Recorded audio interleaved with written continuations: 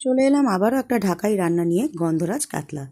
যার জন্য লাগবে কাতলা মাছ, তার মধ্যে নুন এবং গোলমরিচ মেশানো এবং লেবুর রস দিয়ে কিছুটা ম্যারিনেট করে রাখতে হবে।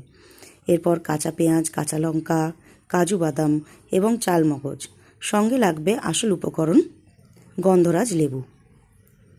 এবার ফ্রাইং প্যানের মধ্যে তেলটি গরম হয়ে গেলে তার মধ্যে আমরা কাতলা মাছের পিসগুলো দিয়ে দেব এবং হালকা করে ফ্রাই করে নেব।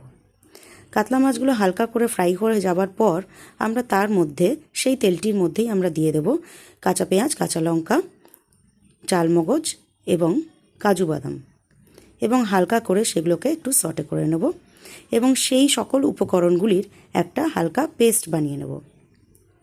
এরপর সেই পেস্টটাকে আবারও একটু তেল দিয়ে ভাজাভাজি করে নেব।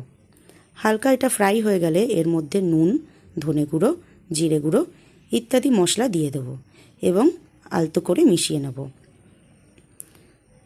আপনাদের প্রয়োজন হলে এর মধ্যে কিন্তু অবশ্যই জল দিতে পারেন।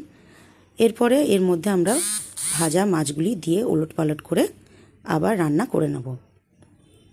সব শেষে একটু লেবুর পিল উপর থেকে ছড়িয়ে দেব।